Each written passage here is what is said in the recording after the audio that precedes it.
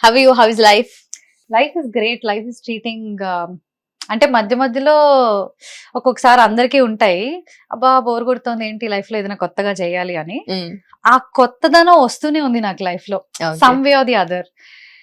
Beat work, but I'm also working for few films now. So అట్లా opportunities తలుపు తడుతూనే ఉన్నాయి. Okay okay. So I wanted to ask you this films గురించి తర్వాత మాట్లాడదాం అనుకున్నా, but as already mention so Balakrishna గారితో కూడా వర్క్ చేశారు. Right. So how is that experience? Wow, it was wow. నేను ఒక ఇంటర్వ్యూలో కూడా ఎక్కడో చెప్పినట్టు గుర్తు దట్ చాలా మంది బాలకృష్ణ గారితో యాక్టింగ్ చేయాలన్న సీన్ లో ఎప్పుడైనా స్క్రీన్ షేర్ చేసుకోవాలంటే ఆన్ షూట్ లో చాలా భయపడతారు, ఎందుకంటే చాలా కోపంగా ఉంటారు అది.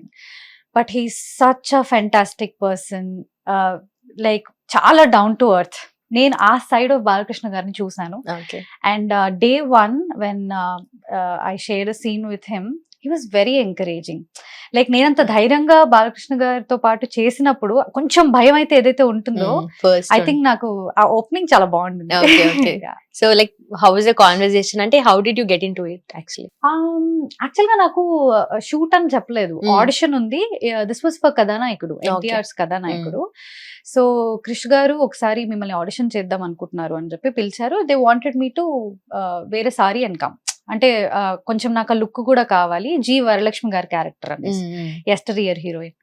So I went and then I think ఇలా కాదమ్మా కొంచెం old getup sorry with makeup చూద్దాం అన్నారు. మేకప్ చేసుకుని వెళ్ళి వెయిట్ చేస్తున్నా. అంటే ఆడిషన్ అంటే ఎలా అండి, జస్ట్ పేరు చెప్పాలా లేకపోతే మీరు ఏమైనా సీన్ ఇస్తారా? ఒక 2 minutes వెయిట్ చేయండి అన్నారు.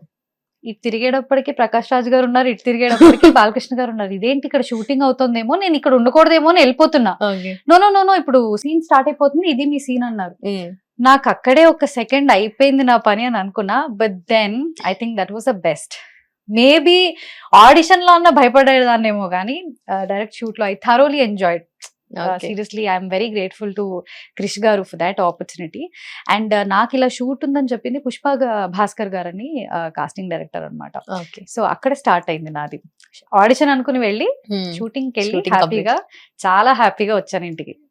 బట్ నిజంగా ఆడిషన్ అంటే కొంచెం మేబీ టెన్షన్ ఉంటదేమో, షూట్ అంటే ఇంకొంచెం ఎక్కువ ఉంటదేమో. రైట్. బట్ ఆ పాయింట్ ఆఫ్ టైమ్ లో వితౌట్ టెన్షన్ మీరు స్టార్ట్ చేస్తారు. ఎగ్జాక్ట్లీ. అంటే ఆడిషన్ కూడా ఎప్పుడు ఇవ్వలేదు, అసలు సినిమాలోకి వెళ్ళాలి అన్న ఆలోచన కూడా నాకు లేదు.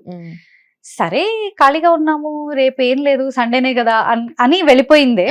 బట్ అదే ఎప్పుడు ఆపర్చునిటీ వస్తుందో తెలీదు, సో నాకు అలా వచ్చింది.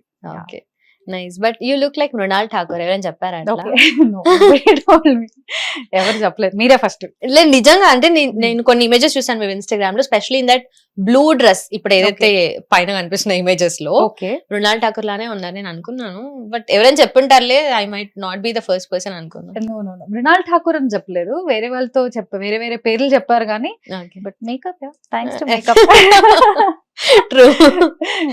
ఓకే. బట్ నిజంగా బాలకృష్ణ గారితో మీరు ఒక ఇమేజ్ పెట్టారు కదా, దాంట్లో స్పెక్స్ పెట్టుకొని చాలా నిజంగా డిఫరెంట్ గా కనిపిస్తున్నారు అక్కడ, చాలా బాగున్నారు. అది కూడా. సో అప్పుడు అంటే అలాంటి మూవీస్ తీసినప్పుడు ఎక్కువ మేకప్ ఇదంతా ఉండదు, మోస్ట్లీ లుక్. సో అప్పుడు డిజైనర్ ఐశ్వర్య గారు అనమాట. నిజంగా నేను కూడా ఆ గెటప్ వేసుకున్న తర్వాత I really felt so good, ఎందుకంటే ఆ కట్టు బొట్టు పాతకాలంలో ఇలా ఉండేవాళ్ళు. అండ్ నాకు జనరల్ గా అలాంటి లుక్స్ చాలా బాగా సూట్ అవుతాయని నాకు అప్పుడే తెలిసింది. అండ్ నేను కూడా అప్పుడప్పుడు మధ్యలో ఊరికే అలా రెడీ అవుతూ అలాంటి పిక్చర్స్ కూడా తీసి ఫోటోషూట్స్ చేయడానికి ఇష్టపడతాను general. Nice. So sports presenter, being a sports presenter, how is life? It's great.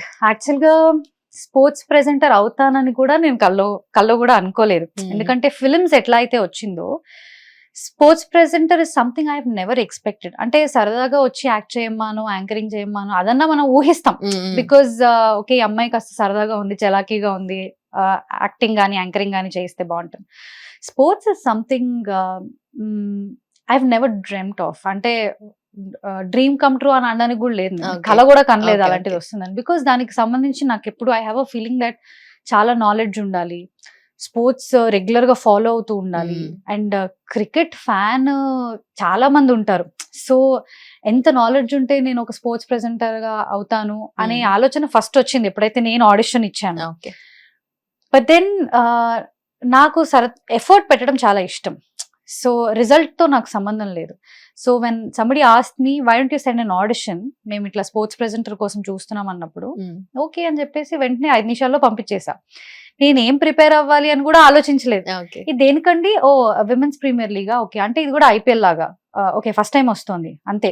ఒక 4-5 పాయింట్లు నేనే అడిగి తెలుసుకొని సెంటెన్సెస్ ఫ్రేమ్ చేసుకొని, so what they like this, మీకు నాలెడ్జ్ ఉందా లేదా ఇవన్నీ secondary, but I like the confidence.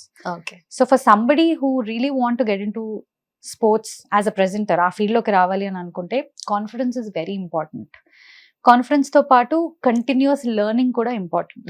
Update చేసుకుంటూ ఉండాలి. Okay, on that note me videos లో చూసాను Yeah. నోట్స్ అని రాసుకొని Oh, yeah. Literally each and everything related to players and Right, teams right. And all. Yeah. So that kind of efforts కావాలి కదా. Yeah, because I'll speak broadcaster పరంగా చెప్తే, ఇప్పుడు చాలా మంది ఏమనుకుంటారంటే ఒక షో అవుతోంది అని అంటే వీళ్ళకి అన్ని ముందే చెప్పేస్తారు అని. లైవ్ చేస్తున్నప్పుడు ముందు చెప్పడానికి ఏముంటుంది, ఎవరికి తెలియదు అప్పుడు. ఎగ్జాక్ట్లీ. సో ఒక షోలో చాలా మందికి కన్ఫ్యూజన్ ఉంటుంది స్పోర్ట్స్ ప్రెజెంటర్ కి కమెంటరీకి డిఫరెన్స్. దాని గురించి మనం మాట్లాడదాం. బట్ స్పోర్ట్స్ ప్రెజెంటేషన్ అంటే ఏంటంటే, ఒక మ్యాచ్ జరుగుతుంది అనుకోండి, దానికి ముందు మాట్లాడేదాన్ని ప్రీ షో అంటారు.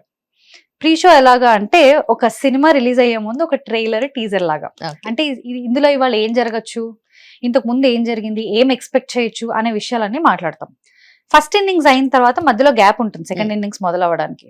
అక్కడ బ్రేక్ లో ఇంటర్వెల్ లో బయటికి రాగానే సరదాగా మైక్ పెట్టి ఏంటి పరిస్థితి అని అంటే, ఫస్ట్ ఇన్నింగ్స్ చాలా బాగా జరిగిందండి, ఇలా అండి అలా అండి అని, నెక్స్ట్ క్లైమాక్స్ లో ఏమవుతుందో చూడాలి అని అంటారు కదా. That's called mid show.